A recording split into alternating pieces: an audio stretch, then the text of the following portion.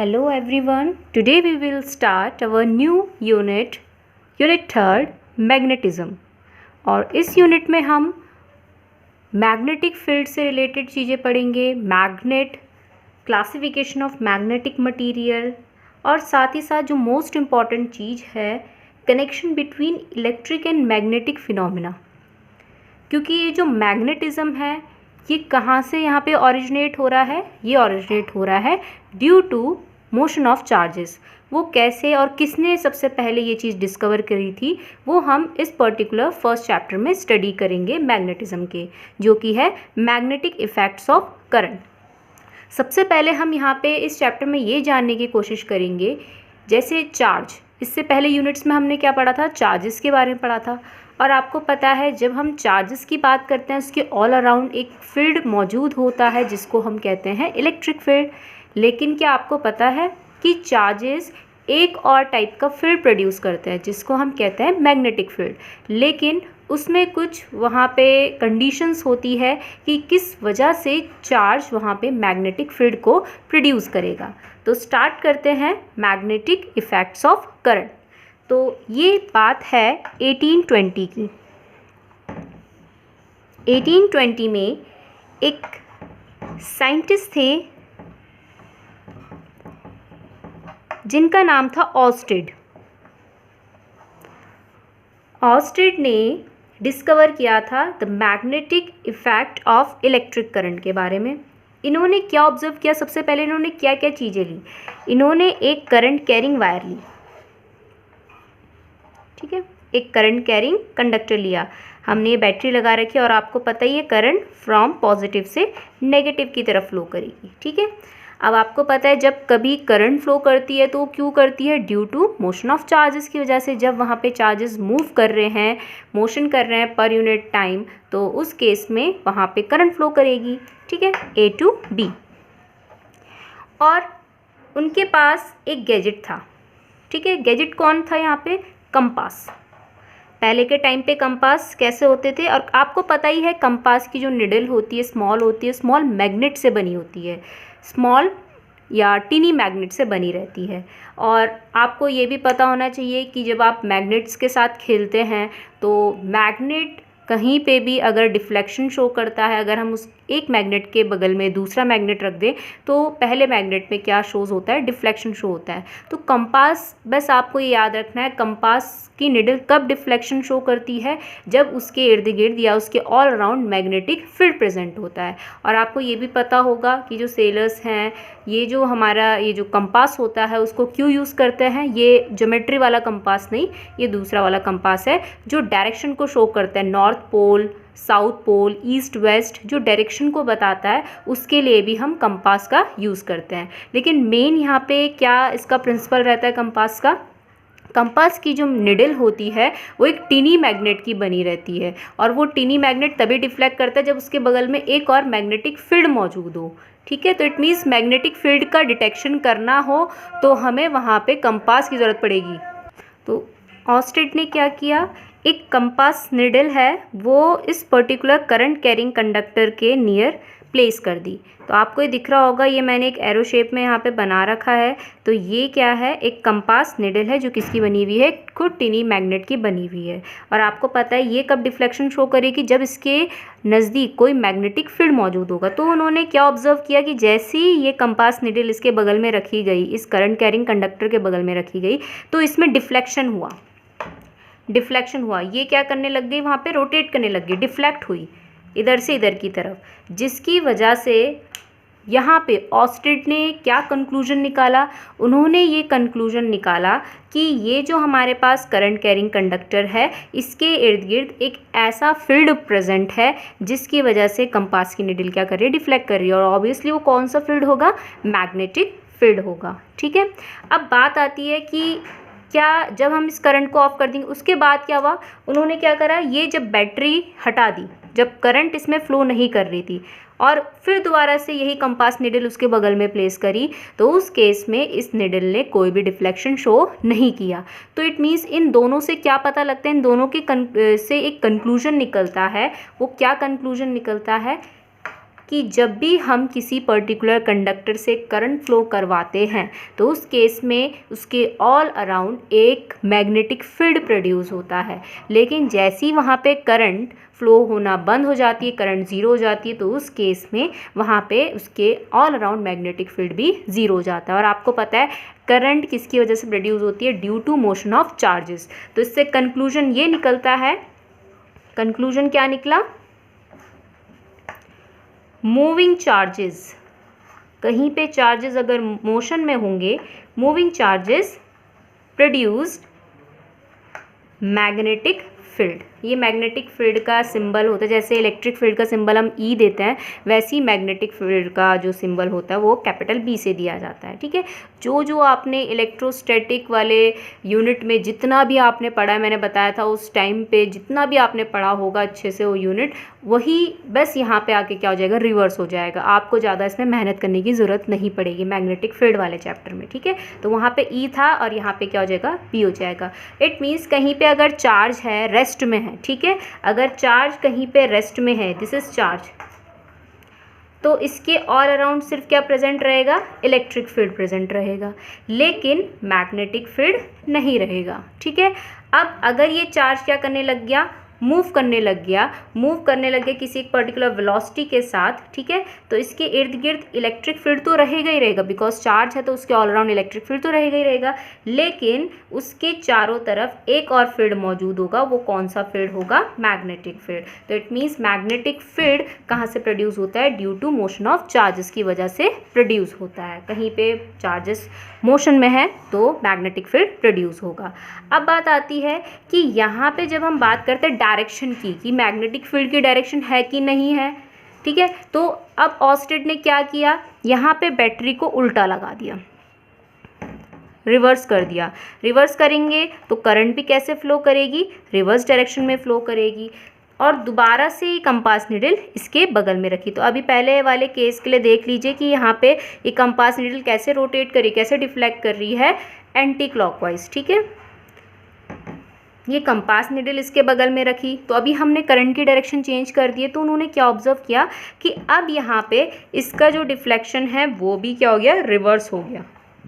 Reverse का मतलब कैसे हो गया? यहाँ पे क्लॉकवाइज डायरेक्शन में ये जो हमारे पास कंपास निडल है वो रोटेट करने लगी। तो इट मीन्स कि by changing the direction of current the direction of magnetic field also changes. It means कि अगर हम करंट की डायरेक्शन चेंज करते हैं तो मैग्नेटिक फील्ड की भी डायरेक्शन क्या होती है? वहाँ पे चेंज होती है। तो इट मीन्स मैग्नेटिक फील्ड की डायरेक्शन किसके हिसाब से है? जिस डायरेक्शन में चार्जेस क्या कर रहे हैं वहाँ पे मूव कर रहे हैं, उस डायरेक्शन में हम यहाँ पे मैग्नेटिक फील्ड की डायरेक्शन भी निकाल सकते हो। इट मीन्स मैग्नेटिक फील्ड कैसी टाइप की क्वांटिटी हुई? वेक्टर क्वांटिटी हुई। अब आती है दूसरी बात कि इस डायरेक्शन कैसे निकालें कि करंट उधर फ्लो हो रही है और मैग्नेटिक फील्ड कैसे निकल के आएगा? क्योंकि अब यहाँ पे ये जो डिस्कवरी है ये पहली एम्पिरिकल एविडेंस बनी थी जिसने इलेक्ट्रिक और मैग्नेटिक फिनोमिना के बीच में कनेक्शन यहाँ पे क्या करा था? बिल्डअप किया था।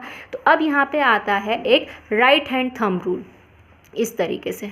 ठीक है, तो राइट हैंड थंब रूल में क्या होता है? राइट हैंड थंब रूल, और इसको तुम पाम रूल के फॉर्म में भी यूज़ कर सकते हो।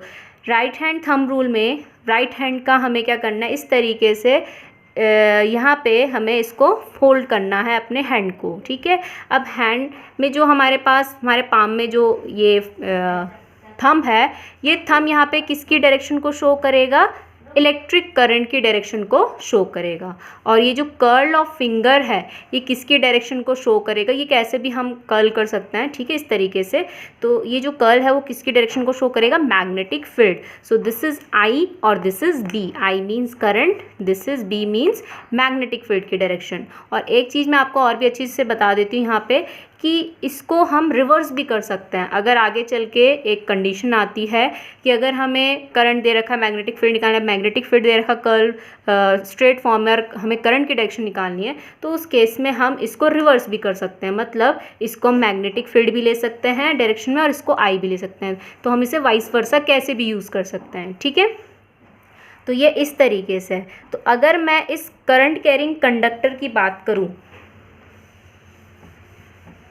इस करंट कैरिंग कंडक्टर की बात करूं तो ये करंट की डायरेक्शन कैसे ऐसे है, और ये समझ लीजिए हम इस कंडक्टर को ऐसे होल्ड कर रहे हैं। तो जिस कंडक्टर को हम करंट की डायरेक्शन के टूवर्ड्स होल्ड करेंगे, थंब उसी डायरेक्शन में होना चाहिए जिस डायरेक्शन में करंट फ्लो कर रहा है, ठीक है। तो यहाँ पे अगर मुझे यहाँ पे मैग्नेटिक फील्ड निकालना है तो कैसे निकालेंगे। अब देखिए मैं इस बोर्ड में अंदर हाथ तो अपना धंसा सकती नहीं हूँ, तो यहाँ पे इस डायरेक्शन में इस पर्टिकुलर पॉइंट पे किधर की तरफ आ रहा है, अंदर की तरफ आ रहा है। मैग्नेटिक फील्ड कहाँ की तरफ जा रहा है, अंदर की तरफ जा रहा है। तो एक इनवर्ड और एक आउटवर्ड की एक मैं यहाँ पे आपको सिंबल बता देती हूँ। तो अभी मैंने बताया मैग्नेटिक फील्ड कौन सी क्वांटिटी है, वेक्टर क्वांटिटी है। वेक्टर क्वांटिटी को हम एरो के थ्रू यहाँ पे शो कर वेक्टर क्वांटिटी को हम एरो के थ्रू शो करते हैं, और एरो में आपको पता है ये इसका एरो है, ये इसका बैक वाला पार्ट है। आप समझ लीजिए ये जो एरो है वो ये है, ठीक है, ये मार्कर है, ये यहाँ पे एरो वाला पार्ट है और ये इसका बैक पार्ट है, क्रॉस पार्ट है, ठीक है। तो अगर कहीं पे मैग्नेटिक फील्ड कहाँ है, अंदर की तरफ जा रहा है, अंदर की तरफ ऐसे करके, ठीक है, इस तरीके से जा रहा है। तो जब ये इस तरीके से जाएगा तो इसका कौन सा पार्ट दिखेगा, आप समझ लीजिए आप ऊपर हैं तो इसका कौन सा वाला पार्ट दिखेगा, पीछे वाला पार्ट दिखेगा, जिसको हम क्या बोल रहे हैं, क्रॉस पार्ट कह रहे हैं। तो ये याद रखना, अगर हमें इनवर्ड डायरेक्शन में मैग्नेटिक फील्ड दिखाना है तो क्रॉस दिखाते हैं। क्रॉस का मतलब क्या है, मैग्नेटिक फील्ड लाइन कैसे जा रही है, अंदर की तरफ जा रही है और perpendicular to the plane of paper, मतलब जो हमारे पास प्लेन ऑफ बोर्ड है या पेपर है उसके बिल्कुल परपेंडिकुलर डायरेक्शन में अंदर की तरफ जा रही है, ठीक है। तो ये इनवर्ड को दिखाता है क्रॉस। ये डॉट क्या दिखाता है, आउटवर्ड। कैसे, आप समझ लीजिए कि ये जो एरो है वो इस तरीके से बाहर आ रहा है। जब इस तरीके से एरो बाहर आएगा तो इट मीन्स आपको सिर्फ इसका ऊपर से कौन सा वाला पॉइंट दिखेगा, ये पर्टिकुलर गोल सा यहाँ पे डॉट दिखेगा। डॉट दिखेगा तो इट मीन्स कि यहाँ पे मैग्नेटिक फील्ड कहाँ की तरफ आ रहा है, बाहर की तरफ आ रहा है, आउटवर्ड आ रहा है, perpendicular to the plane of paper. तो इस तरीके से हम वेक्टर्स को ड्रॉ करेंगे। तो अगर मुझे यहाँ पे इस करंट कैरिंग कंडक्टर के लिए मैग्नेटिक फील्ड की डायरेक्शन बनानी तो इस साइड क्या होगा, इनवर्ड्स है, इनवर्ड का मतलब क्रॉस, ठीक है। और अगर मुझे इस साइड बनानी तो ऐसे ही करके अगर मैं होल्ड करके इस तरीके से लेके आऊँ तो ये मेरा कर्ल कहाँ की तरफ आ रहा है, फिंगर कर्ल्स कहाँ की तरफ आ रहे हैं, बाहर की तरफ आ रहा है, आउटवर्ड आ रहा है, ठीक है। थंब की डायरेक्शन बिल्कुल सेम वही रखनी है, थंब इधर उधर नहीं करना, उसी डायरेक्शन में रखना है जिस डायरेक्शन में करंट फ्लो कर रही है। तो इस साइड कैसे जा रहा है, आउटवर्ड आ रहा है, आउटवर्ड आ रहा है तो यहाँ पे डॉट लगा देंगे। तो ये है मैग्नेटिक फील्ड की डायरेक्शन। ओके, नाउ नेक्स्ट हम यहाँ पे बात करते हैं बायो-सेविट्स लॉ की। उससे पहले ज़रा एक क्वेश्चन और यहाँ पे कर लेते हैं, मैं आपसे खुद ही पूछती हूँ, और आप इस वीडियो को पॉज करके भी पहले भी प्री डिसाइड करके देख सकते हैं कि मैग्नेटिक फील्ड की डायरेक्शन एक्चुअली होगी कहाँ पे, ठीक है। तो ये कोई करंट कैरिंग कंडक्टर है, वो इस तरीके से यहाँ पे फ्लो कर रहा है करंट। और ये याद रख लीजिए कि ये डॉट और ये जो क्रॉस है, मैं ज़रूरी नहीं कि मैग्नेटिक फील्ड की डायरेक्शन शो करने के लिए यूज़ करूँ, मैं करंट की डायरेक्शन भी इसी तरीके से यूज़ कर सकती हूँ, ठीक है। बस आपको याद रखना है डॉट किसके लिए होता है, बाहर आने के लिए, और क्रॉस किसके लिए होता है, इनवर्ड्स के लिए होता है, ये आउटवर्ड के लिए, ये इनवर्ड के लिए। ऐसे याद रखना, ये ओ की तरह बन रहा है ना तो इट मीन्स आउटवर्ड, और ये अंदर की तरफ जा रहा है तो एक ही याद रखना, दूसरा अपने आप ही याद हो जाएगा, इनवर्ड आउटवर्ड, ठीक है। तो आपको इस पॉइंट पे, ए पॉइंट पे और बी पॉइंट पे मुझे क्या बताना है, मैग्नेटिक फील्ड की डायरेक्शन ड्रॉ करके दिखानी है। सेकेंड थिंग, इस वाले के लिए भी पी और क्यू पॉइंट पे, और साथ ही साथ एक मैं ये ले रही हूँ स्क्वायर फॉर्म में क्लोज लूप ले रही हूँ, और इसमें करंट फ्लो करवा रही हूँ इस डायरेक्शन में, ठीक है। तो आपको कहाँ पे बताना है, सेंट्रल पॉइंट पे, इस ओ पॉइंट पे बताना है, इसके सेंटर पे बताना है, ओ पॉइंट पे। ये फर्स्ट है, ये सेकंड है एंड ये थर्ड है, ठीक है। तो आप टाइम ले सकते हैं, और नहीं तो मैं इसे सॉल्व करके दिखा दे रही हूँ। From right hand thumb rule, current की डायरेक्शन थंब के टूवर्ड्स रहेगी, ठीक है। इस साइड अगर हम देखें, इस साइड अगर हम देखें तो हमारा कर्ल कहाँ जा रहा है, इनवर्ड जा रहा है। इनवर्ड का मतलब क्या होगा, क्रॉस। और अगर मैं बी की साइड लेके जाऊँ तो बस आपको इधर की तरफ कर देना, इधर की तरफ करेंगे तो कहाँ की तरफ आ रहा है, ऊपर की तरफ आ रहा है, ऊपर की तरफ आ रहा है तो इट मीन्स आउटवर्ड, यहाँ पे डॉट आ जाएगा। इस वाले केस में इस कंडक्टर को कैसे होल्ड करेंगे, ऐसे, तो इस साइड से P वाले पॉइंट से कैसे आ रहा है, बाहर की तरफ, बाहर की तरफ इट मीन्स डॉट, और इस साइड कैसे जा रहा है, अंदर की तरफ जा रहा है, ठीक है। थंब की डायरेक्शन ऑलवेज करंट की डायरेक्शन के टूवर्ड्स होगी, कर्ल कहाँ जा रहा है, अंदर की तरफ, तो इट मीन्स यहाँ पे क्रॉस आ जाएगा। अब बात आती इस वाले पर्टिकुलर केस में, तो चारों के लिए देख लेते हैं, ठीक है। चारों के लिए देखेंगे तो इस वाले केस में यहाँ पे तो हमें निकालना नहीं है ना, हमें तो इस साइड निकालना है। तो आपको ये भी याद रखना, अगर दूसरी साइड अंदर की तरफ आ रहा है तो ऑब्वियसली उसके अपोजिट साइड कैसा आएगा, उसके दूसरे वाली साइड कैसा आएगा, बाहर की तरफ, ठीक है। तो इस साइड कैसा आ रहा है, बाहर की तरफ आ रहा है, बाहर की तरफ आ रहा है, तो यहाँ पे क्या लगा दूँगी मैं, डॉट लगा दूँगी। इसके लिए कैसे करेंगे, थंब को ऐसा कर देंगे, थंब को डाउनवर्ड कर देंगे, और ये हमारा जो कर्ल है वो कैसा आ रहा है, अगर मैं इस साइड देखूं इनवर्ड आ रहा है, तो इस साइड क्या होगा, आउटवर्ड। आउटवर्ड का मतलब बाहर की तरफ। इसमें देखेंगे तो इसमें इसको ऐसे होल्ड करेंगे, बीच में निकालना है, तो इट मीन्स ये भी कैसा आएगा, इनवर्ड आउटवर्ड ही आएगा। ऐसे ही इस वाले के लिए देखेंगे तो ये करंट की डायरेक्शन ये है, ये भी क्या आ रहा है, आउटवर्ड आ रहा है। तो टोटल अगर मैं देखूँ तो टोटल बीच में चारों का रिजल्टेंट निकल के आ रहा है जो कि आउटवर्ड ही है। तो ये हो गया हमारे पास राइट हैंड थंब रूल को लगाने का तरीका। आई थिंक आपको समझ में आ गया होगा, ठीक है। नेक्स्ट है यहाँ पे बायो-सेवर्ट्स लॉ, और इस बायो-सेवर्ट्स लॉ को हम लैपलेस लॉ भी कहते हैं। ये साइंटिस्ट के नाम पे ही लॉ पढ़ा गया है, क्योंकि इस साइंटिस्ट ने ही इस पर्टिकुलर लॉ को निकाला था या बताया था, ठीक है। इसकी डेरिवेशन और जो एक्सप्रेशन है मोस्ट इम्पॉर्टेंट है एग्जामिनेशन पॉइंट ऑफ व्यू के, तो आपको इसे अच्छे से पढ़ना है, अच्छे से समझना है। So next is Biot-Savart's law. Biot-Savart's law, और इसको हम लैपलेस लॉ भी कहते हैं। इसको हम क्यों यूज़ करते हैं, ये एक ऐसा बेसिक लॉ है इलेक्ट्रिसिटी एंड मैग्नेटिज्म का, जिसको हम यूज़ करते हैं मैग्नेटिक फील्ड, एक पर्टिकुलर पॉइंट पे मैग्नेटिक फील्ड ड्यू टू एक करंट कैरिंग कंडक्टर निकालने के लिए, ठीक है। तो किसी भी एक करंट कैरिंग कंडक्टर के कहीं पे भी अगर किसी पॉइंट पे हमें मैग्नेटिक फील्ड निकालना है तो उसके लिए हम कौन सा लॉ यूज़ करते हैं, बायो-सेवर्ट्स लॉ। अब यहाँ पे बायो-सेवर्ट्स लॉ क्या बोलता है, उसके लिए आपको क्या करना पड़ेगा, यहाँ पे इसके पर्टिकुलर पूरे जो हमारे पास कंसिडरेशन है वो लेना पड़ेगा। कंसिडरेशन में हमने क्या ले रखा है, let us consider infinitely length long straight conductor, current carrying conductor, only conductor नहीं बोलेंगे, करंट कैरिंग ये कंडक्टर बोलेंगे। और इसमें जो करंट है वो कैसे फ्लो कर रहा है, नीचे से ऊपर की तरफ। इसमें हमने कैसी लेंथ ले रखी, इनफाइनाइट लेंथ ले रखी है, ठीक है, कि इसकी लेंथ बहुत ही आगे तक है, इनफाइनाइट है। अब बात आती है यहाँ पे कि हमने यहाँ पे क्या करा, इस पर्टिकुलर हमें इसकी लेंथ नहीं पता है क्योंकि इनफाइनाइट है, लेकिन हमने इसका एक छोटा सा पार्ट ले लिया है। छोटा सा पार्ट जब लेते हैं किसी की भी लेंथ का तो उसको हम क्या लेते हैं, डीएल लेते हैं। और एक चीज़ याद रखना, इस डीएल की जो डायरेक्शन है, small elementary part of current carrying conductor, उसकी डायरेक्शन भी उसी, ये भी वेक्टर क्वांटिटी है, उसकी डायरेक्शन भी उसी के टुवर्ड्स होती है जिस डायरेक्शन में करंट फ्लो कर रही है। तो आपको ये ध्यान रखना है, डीएल की डायरेक्शन करंट के ही टुवर्ड्स होगी, ठीक है। तो इट मीन्स अगर मैं इस डीएल की डायरेक्शन देखूँ तो वो ऐसे, मत इसको कुछ नाम दे देते हैं, ए से बी की तरफ होगी, ए से बी की तरफ होगी, ठीक है। अब बात आती है कि ये तो हमने करंट कैरिंग कंडक्टर बना दिया, इसका स्मॉल एलिमेंट्री पार्ट ले लिया है। अब हम मान के चल लेते हैं कोई सा भी एक पी पॉइंट, पी पॉइंट मैं यहाँ पे लेट कर रही हूँ, ठीक है, इस particular P point, P point. तो इस पी पॉइंट पे मुझे क्या निकालना है, मैग्नेटिक फील्ड निकालना है इस infinite length of current carrying conductor का। तो हम क्या करेंगे, जो भी स्मॉल एलिमेंट्री पार्ट है उसको इस पी पॉइंट से पहले जोड़ देंगे, जोड़ दिया। दोनों के बीच में जो भी डिस्टेंस है वो मैंने क्या ले ली है, आर ले लिया। और एक चीज़ याद रहे, डिस्टेंस हम कहाँ से कहाँ की तरफ ले रहे हैं, पी से इधर की तरफ नहीं, हम किसको यहाँ पे कंसीडर कर रहे हैं, इस करंट कैरिंग कंडक्टर को। तो हमारे लिए मेन चीज़ क्या है, ओरिजिन क्या है, जो स्टार्टिंग पॉइंट, स्टार्टिंग में क्या बनाया, ये बनाया कि पी पॉइंट बनाया, सबसे पहले करंट कैरिंग कंडक्टर बनाया। तो हमारे लिए जो स्टार्टिंग में जो भी पॉइंट लिया जाएगा वो ये करंट कैरिंग कंडक्टर से ही लिया जाएगा, ठीक है। तो ये आर की जो वैल्यू होगी वो कहाँ से कहाँ की तरफ होगी, इस पर्टिकुलर डीएल एलिमेंट्री पोर्शन से इस पी पॉइंट तक, ठीक है, from this to this point.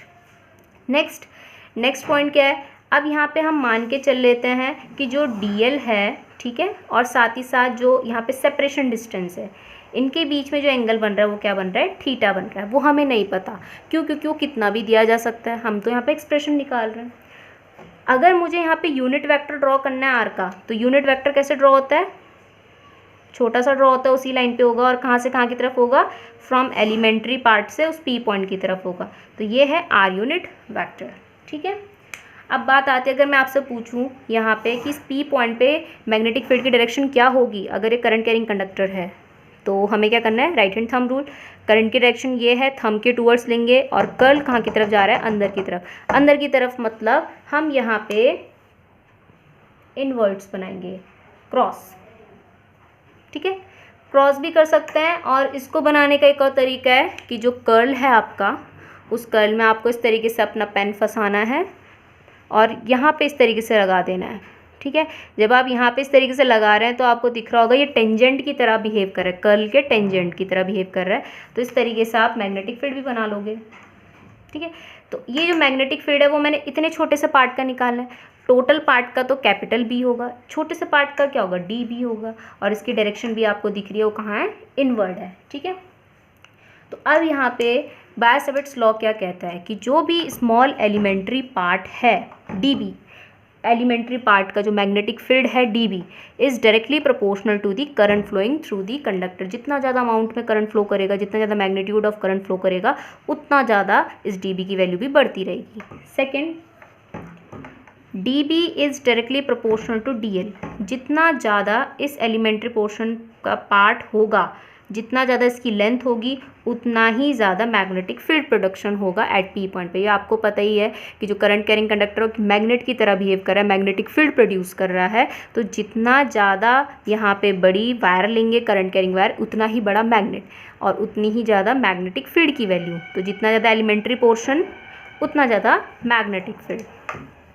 Third, D B is directly proportional to sine theta.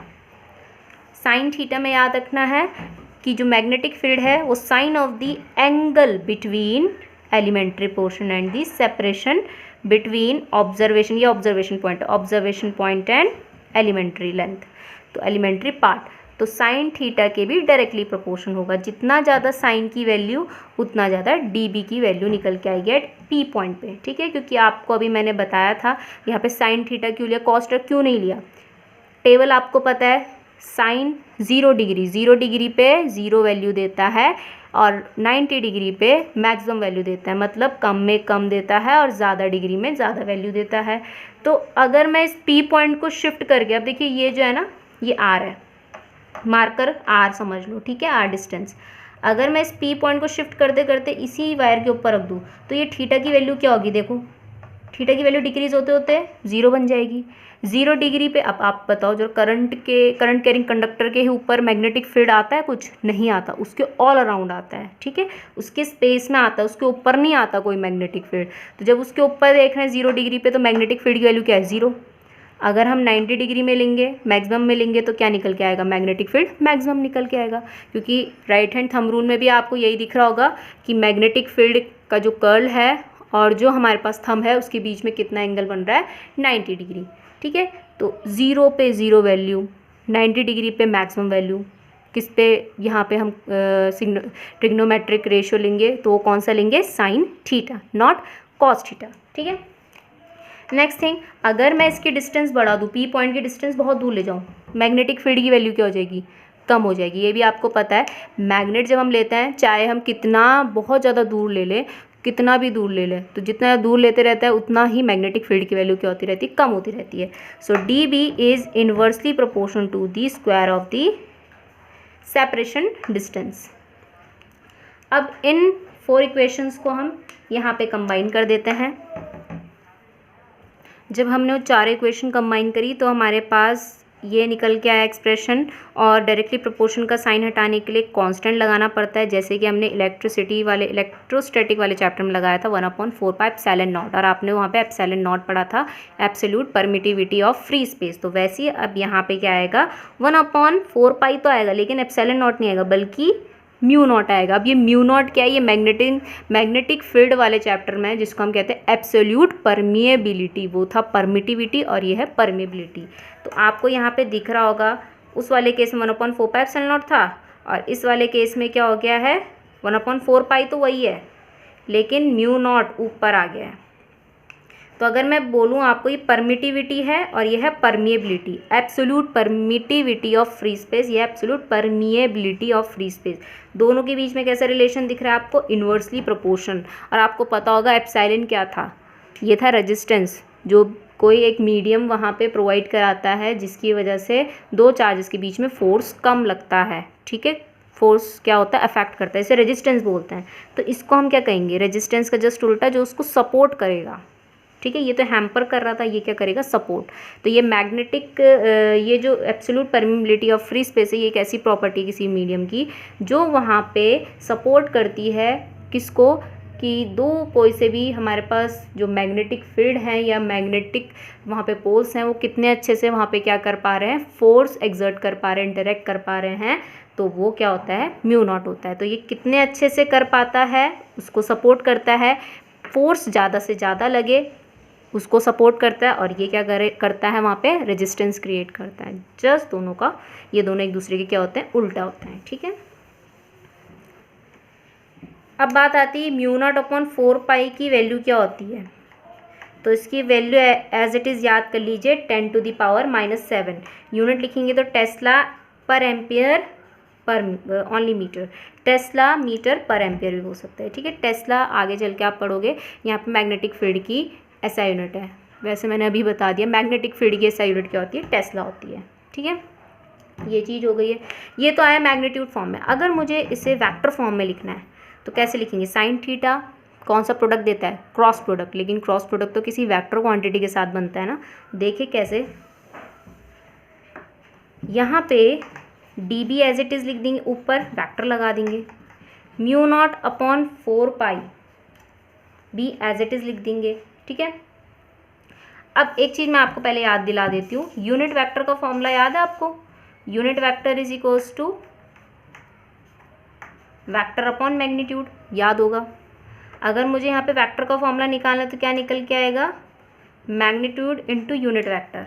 तो ये वेक्टर है डीबी वेक्टर, यहाँ पे क्या आएगा? इसका मैग्नीट्यूड फॉर्म आएगा। मैग्नीट्यूड फॉर्म क्या है? डीबी है। ठीक है, और यूनिट वेक्टर देख के बताइए कौन है इसका? R cap. तो अगर मैं वैल्यू रख दूँ डी बी की, mu naught upon 4 pi I D L sine theta upon R square, D B की वैल्यू, और R unit vector as it is. D B क्या लग जाएगा? वेक्टर ऊपर। अब आपको पता है ये साइन थीटा क्रॉस प्रोडक्ट देता है, किसके किसके बीच में देगा? D L I D L. मैंने अभी बताया था यहाँ पे डी एल वैक्टर क्वांटिटी है, एलिमेंट्री पोर्शन है जिसकी डायरेक्शन करंट के टुवर्ड्स होती है, और दूसरा वेक्टर कौन है? Unit vector R. तो अगर मुझे प्रॉपर फॉर्म में इसका यूनिट वेक्टर फॉर्म लिखना है तो क्या बनेगा? इसे भी हटा देते हैं। D B vector is equals to mu naught upon 4 pi I D L, ऊपर vector cross R unit vector. Cross product किसने दिया? साइन थीटा ने दिया, बाकी सारा एज इट इज़। तो ये आ गया हमारे पास वेक्टर फॉर्म। मैग्नीट्यूड फॉर्म तक पूछा जाएगा तो इतना करना है, वेक्टर फॉर्म पूछ लिया जाएगा तो सिर्फ आपको इतना लिखना है। ठीक है, और डायरेक्शन ऑफ मैग्नेटिक फील्ड आपको पता ही है, हमने निकाल दी थी, इनवर्ड है from right hand thumb rule के towards and perpendicular to the plane of paper, ये भी याद रखना है। और एब्सोल्यूट परमिएबिलिटी आपको बता दी गई है of any medium. It is the property of medium that measure the ability to pass magnetic field lines of force through it. तो ये सपोर्ट करता है मैग्नेटिक फील्ड लाइन ज़्यादा से ज़्यादा क्रॉस हो। ठीक है।